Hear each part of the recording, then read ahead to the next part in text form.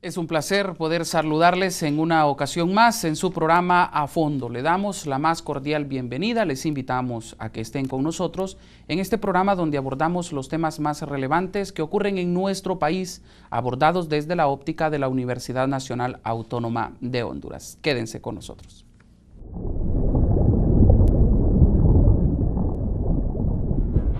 UTV presenta A Fondo. La violencia no solo en nuestro país, sino que en el mundo entero se refleja de diferentes maneras. Una de ellas es la que ocurre al interior de los procesos electorales, como el que se vivió el año pasado y el de las elecciones internas del 2012, donde se da a conocer que alrededor de 48 personas perdieron la vida de forma violenta a raíz de su participación en actividades políticas. Ese es el tema que vamos a abordar en esta ocasión. El proceso electoral 2013 fue de los más violentos, así lo concluye un informe del Instituto Universitario Democracia, Paz y Seguridad IUDPAS de la Universidad Nacional Autónoma de Honduras, al perder la vida 70 aspirantes a cargo de elección popular de todo el país, una estadística nunca antes vista y que preocupa a varios sectores. Durante el proceso nosotros hemos monitoreado 70 víctimas de la violencia, candidatos a cargos de elección popular, dirigentes de partido y también familiares de candidatos. 70 víctimas significa una cantidad alta, lo que nos demuestra que este proceso electoral no fue bastante violento, conflictivo. También hemos recogido atentados contra candidatos. Tenemos 18 atentados contra candidatos a nivel nacional. El tono de la campaña política influyó, la que se propició para mantener la confrontación entre candidatos presidenciales a diputados y alcaldes, lo que no descartan haya sido una detonante de dicha violencia. Otro dato interesante es que muchos dirigentes partidarios también fueron objetos de agresiones y amenazas. Los meses en los que arreció más la violencia contra los que aspiraban a un cargo de elección popular fueron octubre, noviembre y diciembre, sobre todo del Partido Libertad y Refundación, Partido Nacional y Partido Anticorrupción. Además, se presentaron una gran cantidad de denuncias de amenazas a muerte. Los meses más críticos del proceso electoral fueron los 3 últimos meses, octubre, noviembre y diciembre, es donde más violencia hubo. En el mes de octubre hubieron 6 homicidios, en el mes de noviembre aumentó a 9 y luego en diciembre a 7, ¿va? El mes más conflictivo de mayor violencia política fue el mes de noviembre porque fue el mes del proceso electoral. La campaña fue intensa, los ánimos se calentaron también, ¿va? Trató de imponerse la voluntad de uno contra otro. Entonces la violencia también. Sin embargo, los miembros del IUDPAS aseguran que es difícil señalar con exactitud si todas estas muertes están relacionadas con el quehacer político de los aspirantes, pero no se puede obviar que fue un año de extremada violencia a nivel general. Frank Rivera, UTV.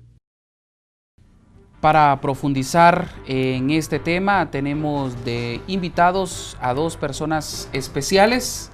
Una de ellas es Arabesca Sánchez, experta en temas de seguridad. Arabesca, bienvenida, muchas gracias por estar con nosotros. Gracias por la invitación que me han extendido y gracias también a todo su equipo de trabajo. Muchísimas gracias. Y nos acompaña el sociólogo, catedrático de nuestra Universidad Nacional Autónoma de Honduras, Blas Barahona. Blas, gracias también por estar con nosotros. Gracias, Fran, por la invitación al canal de la universidad y poder compartir con la teleaudiencia la experiencia y los hechos de violencia que se dieron en el proceso electoral. La violencia, como ya lo dijimos, tiene diferentes facetas y se da a conocer en diferentes formas, en diferentes sectores, lo que al final siempre es violencia. Uno de ellos pues es el tema en el tema político. Arabesca, tal vez nos puede comentar qué otros tipos de violencia tenemos actualmente en el país. Bueno, ya en algunas ocasiones hemos mencionado que como la violencia es un fenómeno social multicausal, multidimensional, también merece, digamos, ser analizado a través de algunas maneras específicas de violencia. En el país encontramos, por ejemplo, una violencia que está dirigida especialmente a la mujer, que tiene que ver sobre todo con violencia sexual, con violencia patrimonial, violencia psicológica y violencia física, ¿verdad? Violencia doméstica y violencia intrafamiliar. Tenemos una violencia que también va dirigida específicamente a la niñez. Hoy la vemos, por ejemplo, reflejada en esta gran cantidad de niños hondureños que han migrado hacia el norte de América, hacia México y Estados Unidos, y problemas sobre el cual ya se proyectan casi 54.000 niños, ¿verdad?, en migración forzada. Y por otro lado encontramos una violencia que específicamente va dirigida al sector campesino.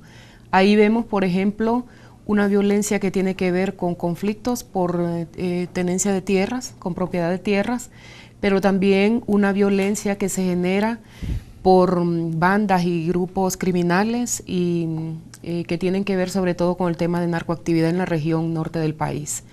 Y por otro lado, encontramos también una violencia que afecta de manera generalizada a la adolescencia y a la juventud. En este tema, nosotros encontramos inmersas otras violencias que tienen que ver, por ejemplo, con el tema de violencia que se dirige al sector del transporte público. Allí en el país ya han muerto más de 125 transportistas de taxis, sobre todo, y mototaxis, o personas que son ayudantes a los puntos de taxis de transporte público de pasajeros de Honduras. Así que ahí encontramos una violencia que se genera a partir de, sobre todo, de maras y pandillas, y que tiene que ver, comienza con una violencia patrimonial, con el tema de la extorsión, y culmina muchísimas veces con la violencia mortal que tiene que ver con el tema del homicidio. En resumen, todas esas tipologías de la violencia que se suscitan en Honduras han dejado en una década 48.862 muertos en el tema de homicidios nada más. Han dejado más de 35.000 evaluaciones, por ejemplo, de agresiones a mujeres lesionadas, agredidas, con el tema de violaciones y demás, y han dejado anualmente un promedio de 80.000 a 89.000 delitos registrados en incidencia criminal. Y ahora hacemos un acercamiento al tema de la violencia política, que el licenciado Barahona ha hecho, digamos, una muy buena aproximación al fenómeno con su estudio con respecto al tema de violencia política. Sí, y obviamente uno de los puntos es que la violencia inicia en el hogar. Ese es el punto, ¿no? Y yo vuelvo y recalco con el tema de los valores morales. Los hemos perdido, los estamos perdiendo, y todo esto nos lleva y nos desemboca a violencia intrafamiliar, violencia en el hogar, que luego se refleja en la calle, que se refleja en la oficina, se refleja en diferentes sectores. Blas, ustedes hicieron este estudio. Obviamente tomaron datos desde las elecciones internas del 2012, ahora las elecciones generales del 2013. ¿Cómo nace esa idea, Blas, de hacer un trabajo relacionado a la violencia política?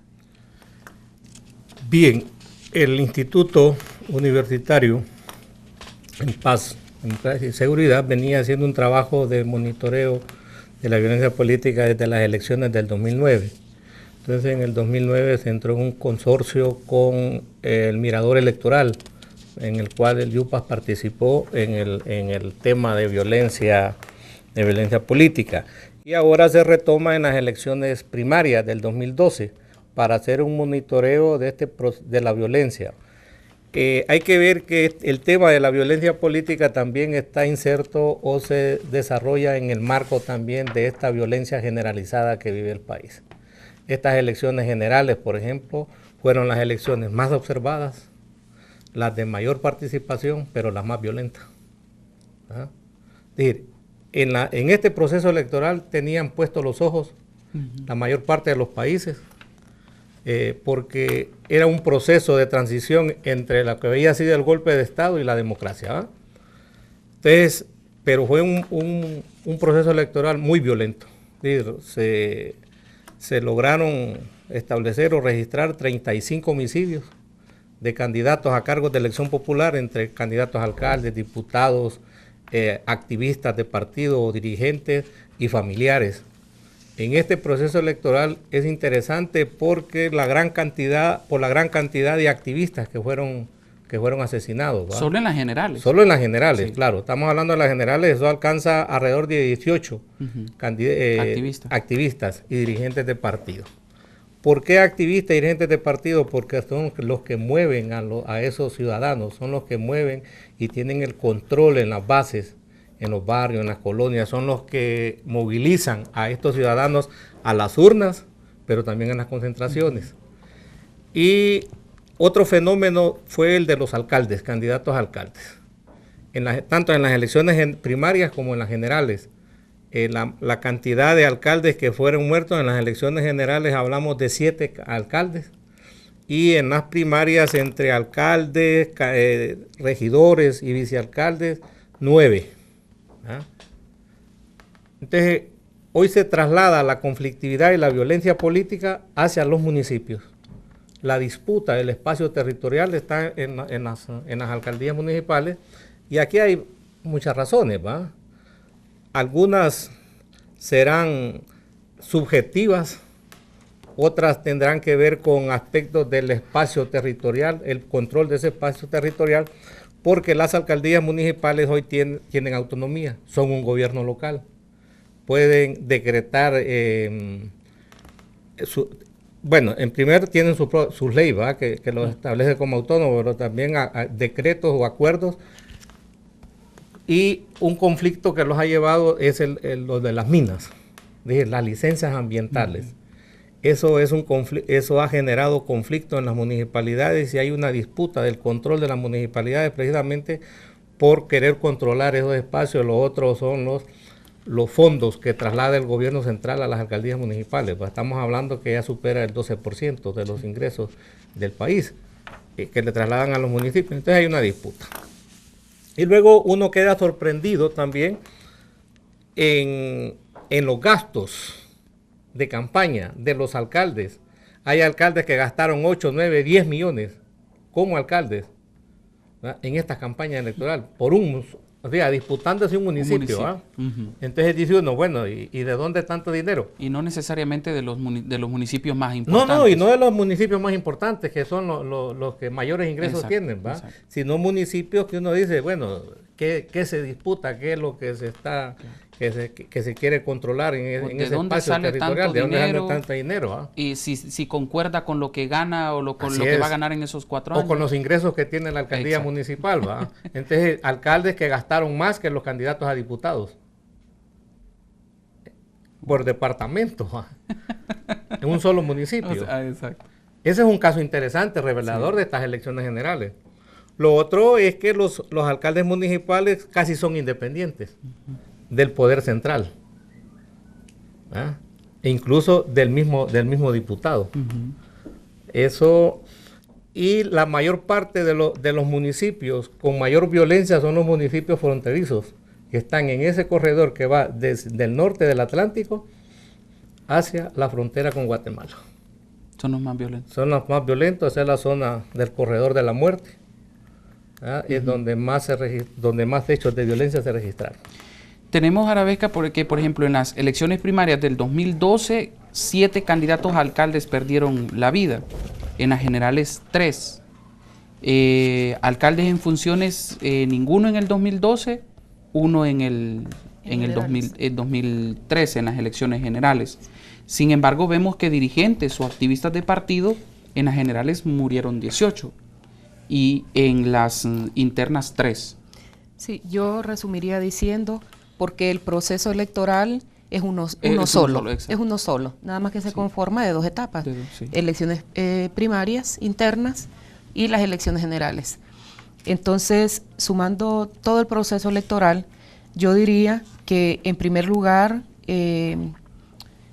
la muerte de dirigentes y activistas de partidos ocuparon el primer lugar. Fueron 21 en total. Sí. En segundo lugar, fueron asesinados 10 candidatos a alcaldes. Y en tercer lugar, familiares de candidatos, ¿verdad?, que fueron en total 6. En suma, son 48 las víctimas de homicidio, pero me parece que es importante también que le expliquemos a nuestros amigos de la teleaudiencia cómo surge, digamos, este informe, cómo se recoge esta información, por qué se plantea con el tema de violencia política y conflictividad. Yo recuerdo cuando el Youth Pass comenzaba con el proyecto de elaboración de este informe, sobrevino una gran jornada de revisión teórica con algunos compañeros de la universidad en coordinación con el licenciado Barahona.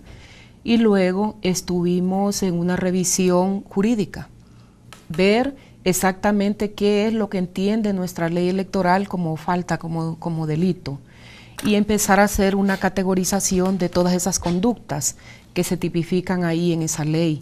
Posteriormente sobrevino un periodo de asesoramiento con algunos amigos, por ejemplo, de Colombia, que ya habían trabajado, MOE, Arcoiris, que ya habían trabajado en este tema de observancia electoral, y posteriormente nosotros pudimos hacer una revisión del método que se había planteado, ¿verdad?, por parte aquí de nuestro colega. Entonces, en ese sentido, comenzamos a plantearnos ¿por qué se presume que estos casos son producto de violencia política?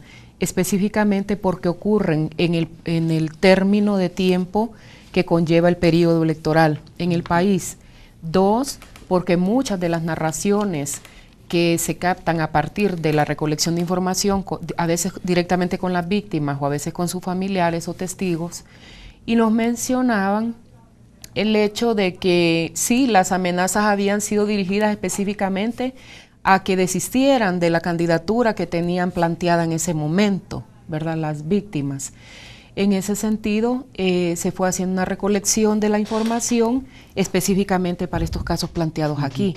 Es así como se trabaja en la coordinación del licenciado Barahona con todo el proyecto de investigación de violencia política para todo ese proceso, y finalmente empiezan unas jornadas de socialización.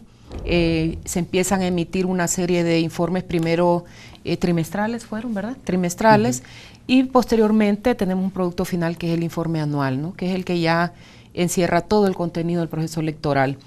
Además, empieza a hacerse una comparación entre estos resultados con los resultados de la misión de observación electoral del MOE, Unión Europea, que coincide en muchos de los hallazgos que hay también en este informe. Así que con la preocupación de ver, por ejemplo, todas esas narrativas de las víctimas o familiares de las víctimas, resumimos, por ejemplo, diciendo que para todo el proceso electoral, el Partido Libre tuvo mayor cantidad de víctimas, que ocupa el primer lugar con 24 víctimas de homicidio. El Partido Nacional ocupa el segundo lugar con 12 víctimas y el Partido Liberal ocupa el tercer lugar con 11 víctimas en total, ¿verdad? Para ello, pues, posteriormente se hace una revisión de exactamente cuáles eran las candidaturas que estas personas tenían, y son estas que usted ha mencionado ya, quienes eran candidatos a alcalde, quienes a vicealcalde, quienes a regidores, quienes eran dirigentes y activistas, que por supuesto ya nos ha explicado también el compañero de por qué el dirigente y el activista sufre la mayor carga, digamos, de violencia en este sentido. Así es. De esos 17, el 48% representa el 48% representa Libre, un 29% el Partido Nacional, un 20% el Partido Liberal, y también está incluido el PAC, porque hay uno de los que creo que es candidato, ¿verdad, Blas? Era un alcalde de Tocoa. De Tocoa, alcalde de funciones, exacto. Okay. Y también quería el mapa. Exacto. Tenemos departamentos donde se registró 0. Gracias a Dios, Islas de la Bahía, Santa Bárbara, Ocotepeque, La Paz y Valle. Pero en los demás departamentos se registraron actividades y hechos de violencia. Y hechos de violencia. Sobre todo amenazas o atentados. Yo le decía al principio que estas habían sido las elecciones más violentas en la historia del país, por lo menos en la historia reciente de la democracia. En las elecciones internas solo participaron 3 partidos: Partido Liberal, Nacional y el Partido Libre, que por primera vez participa, en vista de que es un partido de recién creación. Pero igual forma, Libre fue el que más hechos violentos tuvo, porque es una violencia desde afuera. Porque hay que aclarar eso. Cuando uno dice, no, es que el Partido Libre es más violencia, sí, porque son violentos, dirán. No, la violencia viene de afuera. Que Es decir, que más adelante vamos a hablar de cuáles son las causas en estos casos. Entonces, y luego el Partido Nacional y el Partido Liberal. En estas generales se suma el PAC. Sí. Con hechos de violencia. El PAC tuvo un homicidio de un candidato a alcalde por Colón y 5 atentados de sus candidatos. El PAC mantuvo una política no de confrontación, sino una actitud crítica frente a las elecciones, al proceso electoral, a la forma como estaba siendo administrado el proceso electoral por parte del Tribunal Electoral, y también una crítica muy directa contra el Partido Nacional, ¿va? Por su forma de gobierno, por su autoritarismo, etcétera, ¿va? Entonces, el PAC pues sufrió también las consecuencias de la violencia. Mire, este proceso electoral nosotros lo venimos monitoreando desde el 2012. Este proyecto lo venimos haciendo con el apoyo, el instituto lo viene haciendo con el apoyo del Instituto Nacional Demócrata de Estados Unidos, que nos han apoyado en el financiamiento de este proyecto. Y durante el proceso, la metodología que usamos para ello, bueno, primero es el monitoreo de toda la conflictividad y la violencia a través de los medios de comunicación escritos, radiales o televisivos, pero también con entrevistas a familiares de las víctimas, o con las víctimas que sufrieron atentados, o familiares de los que fueron muertos. Y también publicamos 5 boletines en todo el proceso, boletines informativos del proceso, cómo se venía monitoreando y cómo se venía manifestando la violencia política contra los candidatos, y 2 informes, un informe que presentamos en las elecciones primarias y este informe que es el informe final de todo el proceso. En estas elecciones generales participaron 9 partidos políticos, ¿va? De hecho, que el nivel de participación hace que las elecciones también sean conflictivas por su naturaleza, porque no solo se disputa el control de una candidatura, sino incluso del poder, la conducción del poder, del Estado, ¿va? Eso hace mucho más conflictivo el proceso, pero también por la cantidad de candidatos. Estamos hablando que en estas elecciones participaron más de 27,000 candidatos, ¿va? Disputándose diferentes cargos de elección popular. Y la violencia igual se refleja más en Libre, tanto en candidatos a alcaldes como diputados, pero sobre todo dirigentes y activistas de partidos son los que más sufrieron las consecuencias de las elecciones, de la violencia. Y el mes más violento fue el mes de noviembre, ¿verdad? Es decir, donde mayor se incrementó la violencia, y diciembre, postelectoral, ¿va? Los primeros días de diciembre. 2 horas, o sea, horas antes de las elecciones mataron dos activistas del Partido Libre en Cantarrana. Venían saliendo de una capacitación para participar el siguiente día en unas mesas electorales y fueron emboscados. Así es.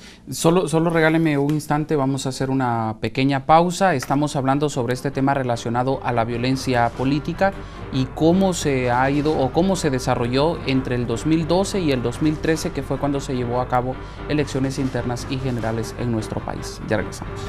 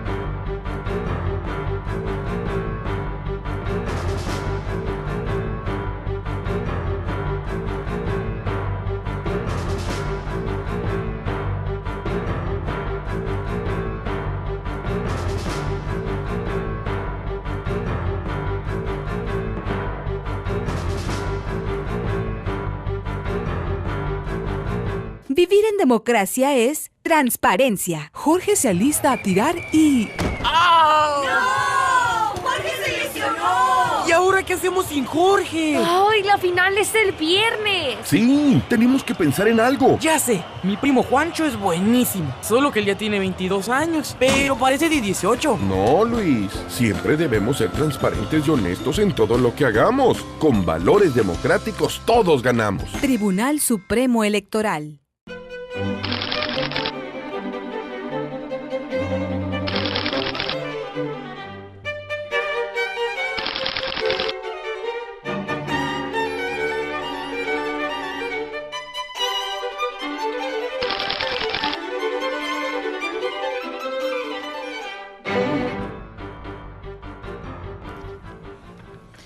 Gracias por continuar con nosotros. Estamos abordando el tema de la violencia política, otra forma de expresarse de la violencia en nuestro país.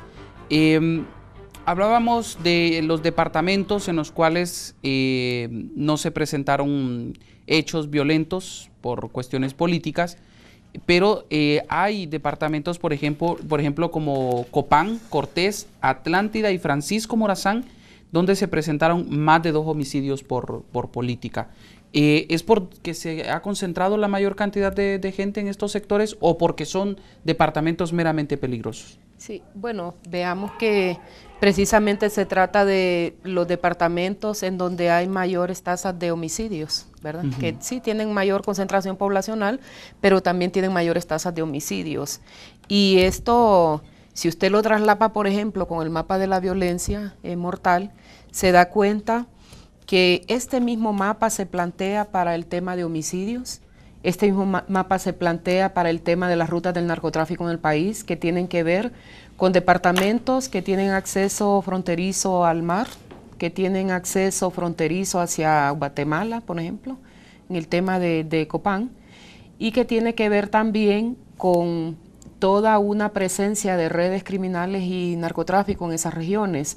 Nosotros, por ejemplo, si traslapamos ese mapa con el mapa de las incautaciones que se hacen en el país desde hace 2 años, se va a dar cuenta que precisamente esos son los territorios que han estado controlados, ¿verdad?, por el narcotráfico en la región, y que ha tenido que ver con redes criminales muy fuertes que han estado ligadas incluso a los carteles más fuertes del narcotráfico de Colombia y de México, y que en Honduras estaban operando en estos territorios noratlánticos, ¿no?, y occidentales de Honduras. Ahora, al revisar ese mapa también observamos que ahí también da la casualidad que se encuentran unos territorios estratégicos. Por ejemplo, no solo se trata del hecho de que un municipio tenga una línea fronteriza para facilitar el tema de trasiego de objetos ilícitos, de trata de personas y demás. También tiene que ver con que son estratégicos en el tratamiento, digamos, de sus recursos. Ahí encontramos, por ejemplo, mucha explotación minera, encontramos tierras que son muy fértiles.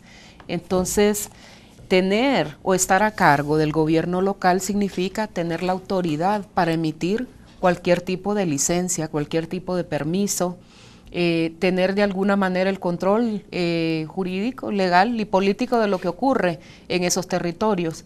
Así que, y yo creo que es una de las deudas que nos van a quedar para el siguiente informe, es valorar qué tanto hay una, digamos, presencia del tema de narcofondos en la política del país, ¿no? Porque hasta el momento nosotros vemos que uno de los grandes problemas que genera conflictividad en el país es precisamente ese tema casi intocable dentro de los institutos políticos, que es plantear con transparencia el origen de los fondos de las campañas electorales.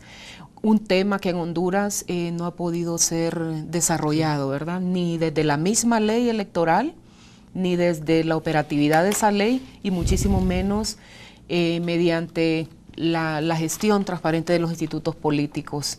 Ahí se observa, por ejemplo, que esa conflictividad política se genera a partir de esa poca transparencia en los fondos de campaña, pero también en la poca transparencia del manejo del censo electoral, por ejemplo, que a la fecha se reporta un 30% de censo ya obsoleto, ya sea porque son habitantes que han fallecido o porque están en han hecho migración económica o forzada del país. Entonces, hay muchos puntos ahí que generan esa conflictividad. Los menciona de alguna manera la ley, pero no de forma así tan precisa. Y también se observa que quedan todavía muchas limitantes y vacíos, ¿verdad?, para hacer una revisión. Creo que valdría mucho la pena hacer una revisión también de las leyes municipales y valorar también exactamente cómo se estructuran las municipalidades, los gobiernos locales y el tema de la transparencia en la rendición de cuentas en las municipalidades, porque eso ha sido también parte de, digamos, de las causalidades de esta violencia y conflictividad política, ¿no?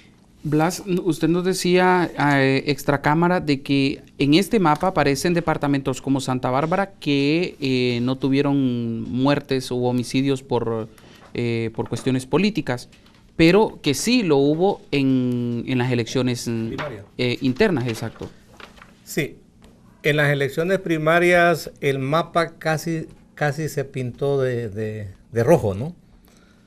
Ahora solo se escapan 5 departamentos, en estas generales 5 departamentos que no tuvieron por lo menos homicidios, pero sí otro tipo de violencia.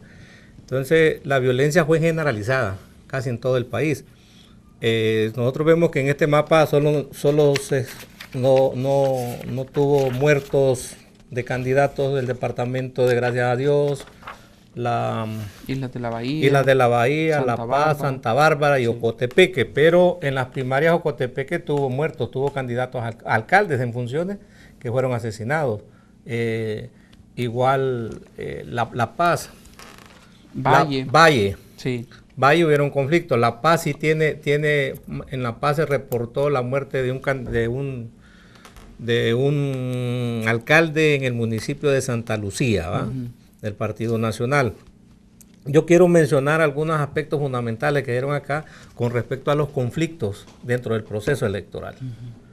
Conflictos, por ejemplo, como el traslado o el cambio de domicilio de los votantes, de los ciudadanos. Cuando el ciudadano va a la mesa donde le tocaba votar, que le tocaba votar en la anterior o votó ahí en las elecciones primarias, va ahora y resulta que lo han trasladado incluso a un departamento donde no se puede mover. Eso es conflicto y además es un delito electoral, ¿va? Claro. Porque se hizo sin el consentimiento de él. El otro fue el uso de fondos y recursos del Estado en campaña. Por ejemplo, entrega de víveres. De medicamentos. De medicamentos, a los medicamentos que venían hasta con rótulos de los hospitales públicos que los entregaban en una bolsa, ¿va? Haciendo campaña. La entrega de la famosa bolsa solidaria un día antes de las elecciones, ¿va? En los barrios. Eso es prohibido por la ley. O el mismo día de las elecciones, en las urnas, allí en los centros de votación, haciendo campaña, ¿va? Un censo electoral que está desfasado. Un censo electoral que no ha sido actualizado. Se calcula que entre los que residen fuera del país son 1 millón de personas. Y los muertos o que no pueden votar porque están presos, 500,000. Estamos hablando de 1,5 millones. Eso significa el 30% de personas que no pueden ejercer el sufragio porque no están acá o porque ya murieron, pero que siguen apareciendo en el censo. Y eso se presta para fraude. Y de hecho muchos de ellos votaron, ¿va? En estas elecciones, aún muertos. Porque ese censo, y eso es una de las debilidades que presenta incluso la misión electoral europea, el modo europeo. Dice que una de las debilidades del proceso electoral es el censo, un censo que no es confiable. Y no lo decimos nosotros, lo dice la misión europea, ¿no? Claro. Observación europea, y también lo recalcamos nosotros, como instituto. Aquí claro. Ese es un problema serio que está ahí. El otro es la identidad. Una identidad que ya está desfasada también, que incluso se presta al manipuleo porque el registro de las personas le entrega la identidad a activistas políticos, y no a la persona que dueña de la tarjeta, ¿va? Ese es otro delito. En las elecciones primarias en Comayagua, en una sede de un partido, encontraron 4.472 tarjetas de identidad de un candidato y no le hicieron nada, no lo procesaron. Solo se hizo el escándalo y se la devolvieron de nuevo. Es funcionario Claro, público. un candidato a diputado. Pero ocupa un... Claro, esos son así como delitos, como conflictos, que están permanentes, han sido permanentes en los procesos electorales y que no se hace nada por tratar de solucionar ese problema. Ahora bien, ¿cuáles son las causas de esos asesinatos? Hablemos ya de las causas. ¿Qué hay detrás de esos asesinatos? Obviamente, para que sea violencia política, tiene que estar relacionado con política, porque si esta persona era candidato o candidata o era activista, pero no tiene nada que ver con cuestiones políticas, no se toma como una incidencia. Todas las muertes que se dieron, que hemos registrado nosotros, son de candidatos a cargos de elección popular o que estaban vinculados al partido, a un partido. Y que murieron. Y murieron en el proceso electoral. ¿Cómo lo hemos definido nosotros durante el proceso? Ya la licenciada Arabesca mencionaba, todo lo que hicimos, la parte de la metodología, cómo incluir si era violencia política o no era violencia política, si era por otras actividades o no. Primero, que haya sido un candidato a cargo de elección popular. Segundo, que la muerte se haya dado en el proceso electoral, desde el momento en que el Tribunal Supremo Electoral convoca elecciones hasta el momento que se dan las elecciones, el día de la votación.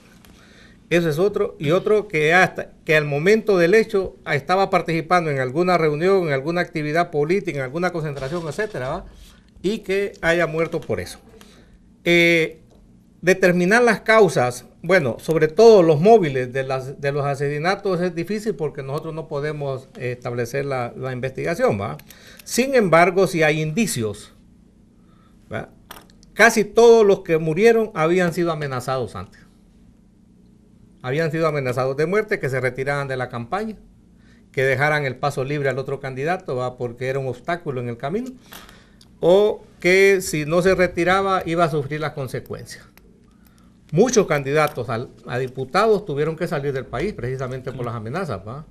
Es el caso de Chele Castro, Edgardo Castro, el caso de la diputada Valle, ¿va? Que fueron amenazadas y para salvar su vida tuvieron que salir. Otro aspecto importante es que para los candidatos no había seguridad, ¿no? El Estado no les garantizaba ninguna protección y muchos se vieron obligados a salir del país.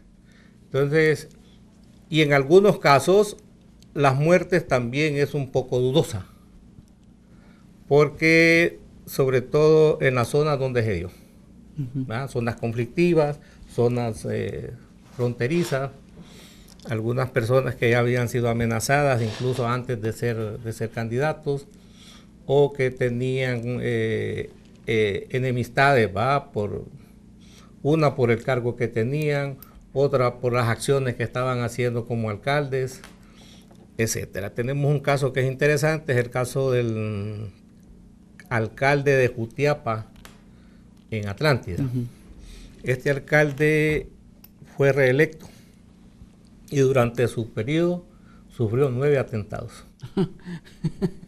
9 atentados. Wow. 5 atentados en los 2 últimos años. Y de todos ellos salió ileso, ¿eh? Él es un médico y se vio obligado a trasladar las oficinas de la municipalidad a su casa y su clínica también a su casa, ¿no?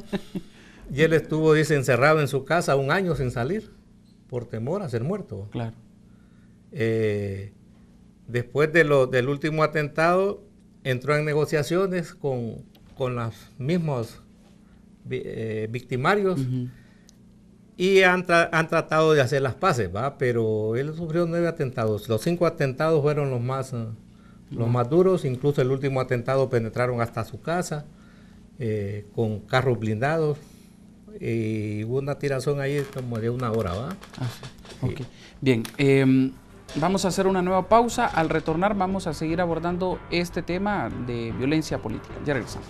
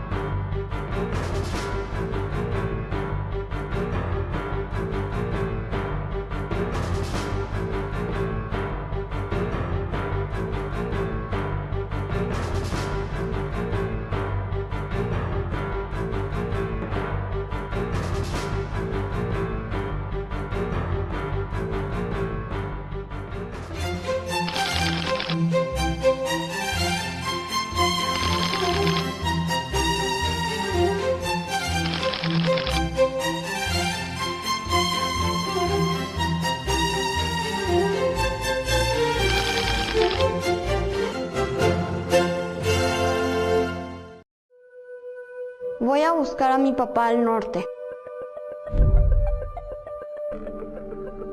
Me gusta jugar fútbol. Me gusta tener muchos amigos en Facebook. Cuando sea grande quiero ser veterinaria. Me encantaría ayudar a mi mamá a terminar su casa. Sueño con conocer las pirámides. Ya quiero conocer mi nueva escuela. Pero no podemos. Nos encerraron.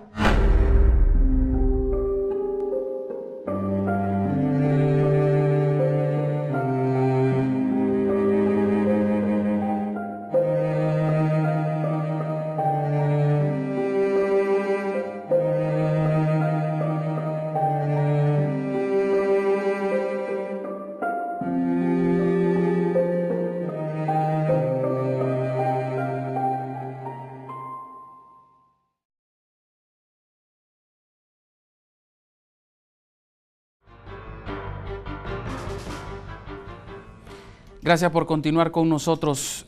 Arabesca, bueno, ya nos ha hablado Blas sobre este tema, las causas de estos asesinatos que se han dado, estos homicidios que se han dado por cuestiones políticas. No sé si usted tiene otros datitos más que agregarnos sobre estas causas.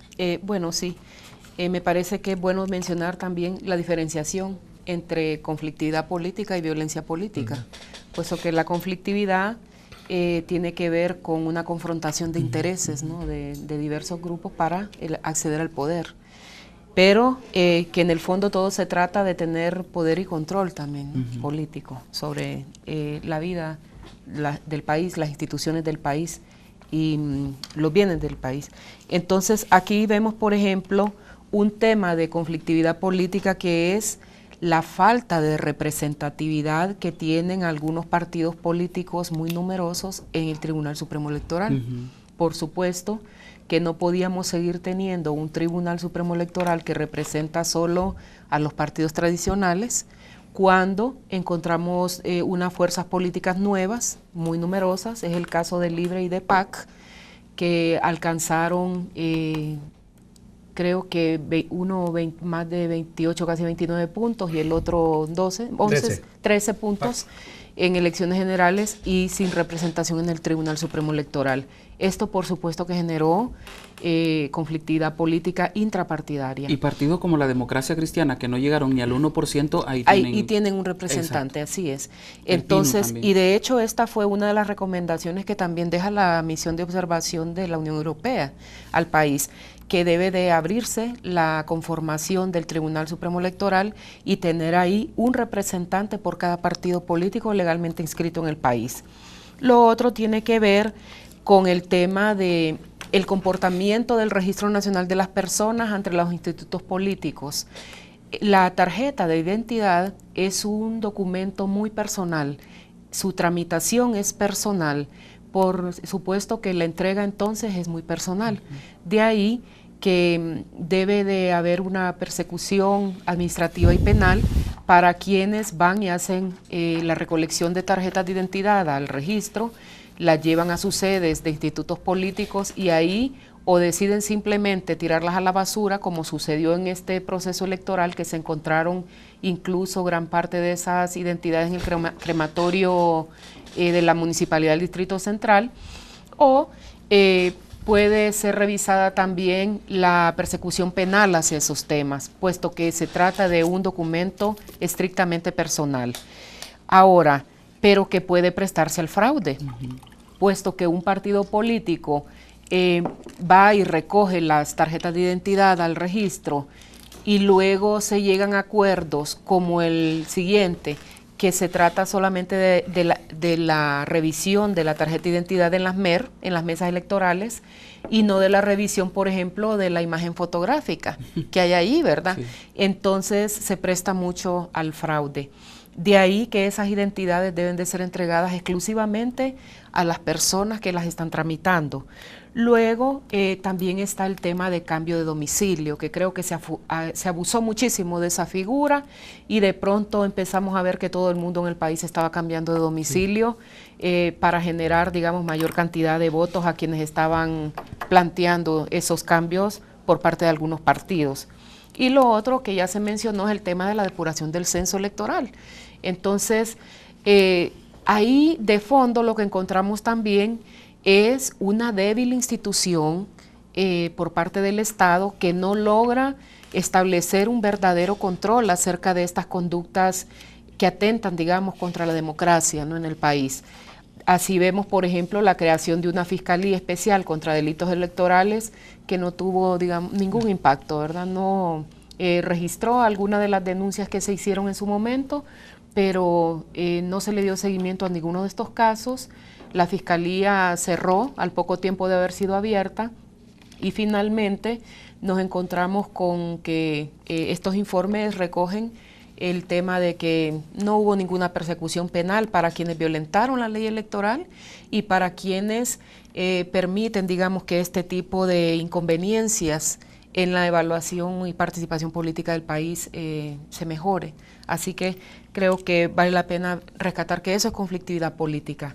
El tema de la violencia política tiene que ver con amenazas que pueden subir a un nivel de atentado y que pueden subir a un nivel de ejecución de homicidio incluso, con respecto a las personas que están participando como candidatos a un cargo de elección pública, ¿verdad?, electoral. Así que ahí encontramos nosotros una serie de personas a quienes primero se les amenazó y quedó en nivel de amenaza, algunas que esas amenazas trascendieron al tema de atentado. Ahí encontramos, por ejemplo, el caso de una diputada del Partido Nacional que fue acribillada. No sé ni cómo sobrevive, ¿verdad?, ese episodio. Y posteriormente también encontramos los casos de violencia mortal ya consumada, que es el tema del homicidio. Así encontramos 71 casos en total en el tema de violencia política y si se fija, la conflictividad política pues tiene unas vías de solución, la violencia política tiene otras. En su mayoría yo diría que en el tema de la conflictividad política requiere una revisión normativa profunda, pero también requiere de muchos compromisos por parte de los institutos políticos del país en el esfuerzo de la consolidación de la democracia y del Estado de Derecho. Y por el otro lado, el tema de la violencia política que ya tiene que ver con una revisión, por ejemplo, de estos casos. Habría que ver qué tanto se ha avanzado en la investigación de la persecución penal de estos casos, de estas muertes. Si el Ministerio Público ya tiene respuestas de quiénes son, por ejemplo, los autores materiales e intelectuales de esos hechos. Y de ahí empezar a promover algunas medidas de prevención hacia la violencia política. ¿Hay detenidos, hay presos por estos asesinatos de estos 78 casos? Pues hasta la vez no va. A la vez que mencionaba que se constituyó una Fiscalía Especial para Delitos Electorales, procesó 400 delitos, pero ninguno resolvió. Ninguno resolvió. Y hasta la vez la mayor parte de estos hechos han quedado en total impunidad, ¿va? Y uno va a hacer las investigaciones y le dicen que están en proceso de investigación nada más. Es decir, aquí hay el problema más grave de la violencia es la impunidad. Sí. Todos estos hechos han quedado en impunidad. Este proceso electoral puso de manifiesto, en primer lugar, la debilidad del sistema político, del sistema judicial, pero también la debilidad institucional. Y de que aquí las cosas las continuamos haciendo tipo Correcto. 1800, ¿no? Así es, la debilidad institucional fue tal, ¿va?, que el Tribunal Supremo Electoral se quedó corto, no pudo procesar ni siquiera las situaciones de legalidad de la campaña, partidos que comenzaron una campaña anticipada, otros que entran haciendo campaña en el periodo de veda, ¿va?, de cuando ya se entra en un proceso de que están prohibidas las campañas, y los partidos siguieron haciendo su campaña, incluso hasta el menos día de las elecciones, comprando votos, comprando credenciales, porque la compra de credenciales es otro delito también punible, y también queda en la impunidad porque las credenciales se entregan en blanco. Y este es un cheque en blanco que le entregan a los dirigentes, ¿va? Sobre todo los partidos pequeños. Entonces, estos son parte de esas debilidades institucionales. Un tribunal que no puede controlar cuánto gastan los partidos en campaña, cuál es el monto, de dónde proceden esos fondos, cuánto gastan. Las campañas en este país son más caras que en Estados Unidos todavía. Y hay partidos que gastan más de lo que tienen algunas instituciones del Estado en su presupuesto.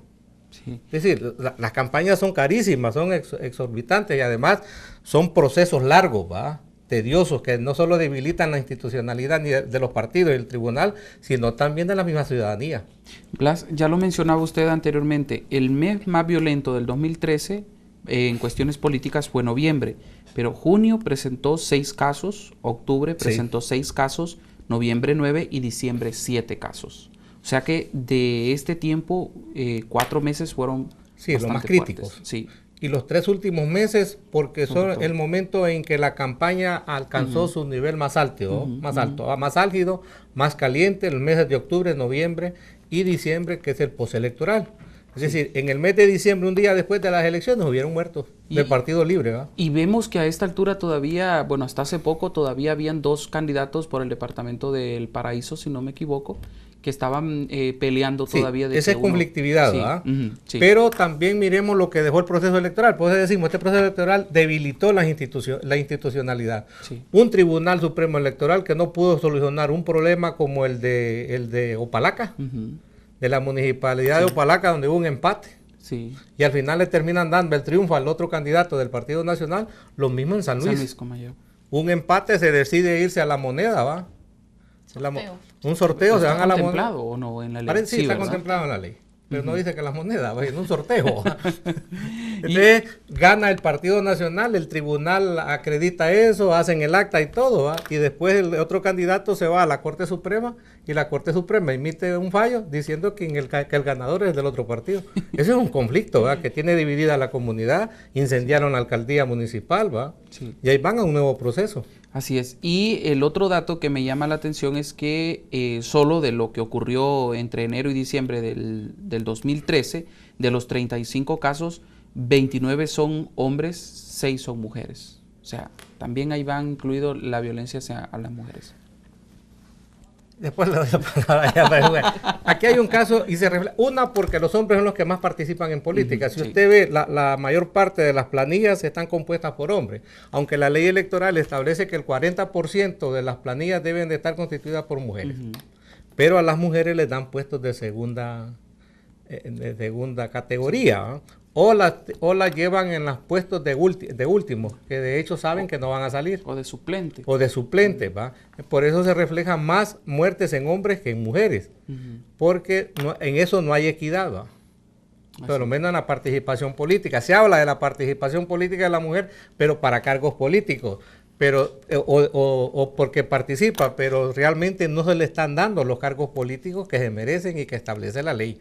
Así es. Estamos ya cerrando. Sus conclusiones, Arabesca, por favor. Bueno, reforzar también el hecho de que en efecto no todos los institutos políticos respetaron el tema de la cuota de participación política de la mujer y más bien se encontraron algunos casos en donde la mujer tuvo que ceder la candidatura de manera casi negociada, obligada, para darle paso a figuras de la política tradicional, ¿no?, del país. Se vio el caso, por ejemplo, en el Partido Nacional, en donde una mujer tuvo que ceder la candidatura al candidato Oscar Álvarez, por ejemplo, y así hubieron otros casos detectados.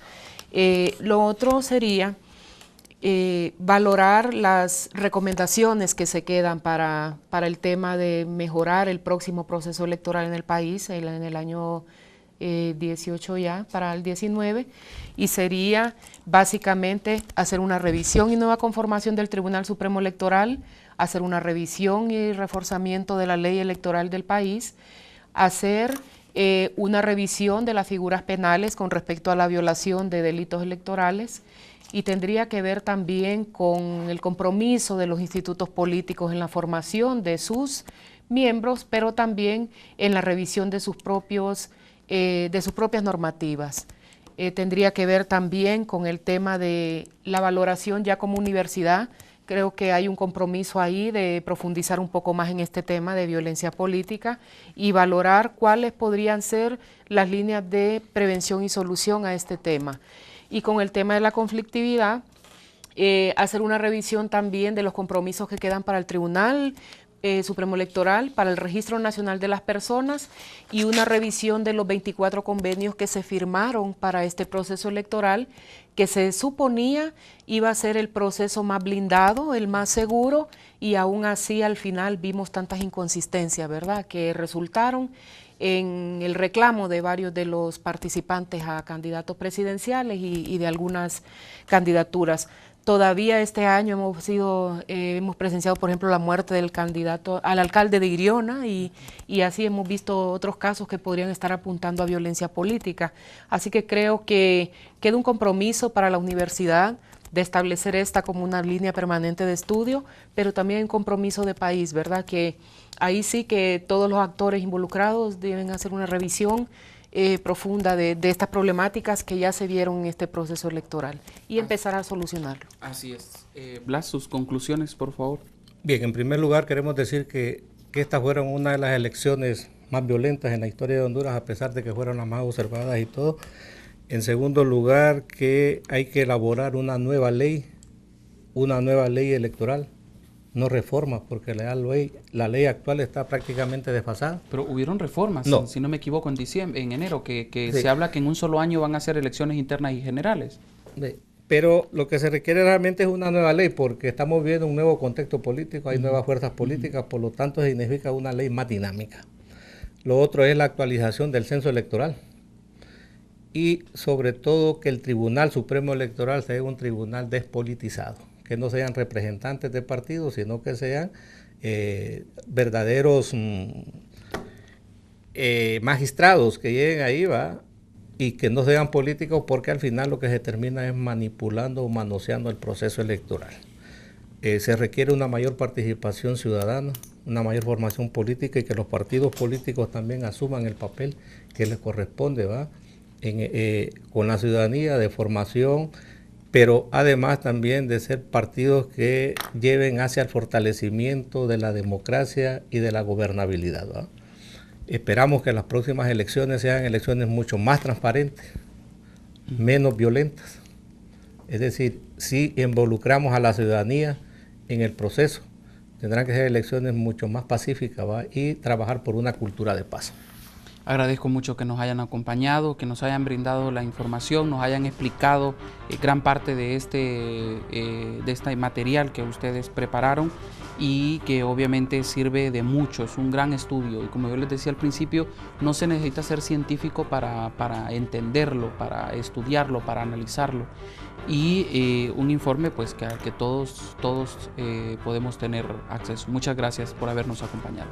Gracias. Muchas gracias. A ustedes también les agradecemos el haber estado pendientes de su programa a fondo. Les invitamos para que nos acompañen en la próxima emisión. Con permiso.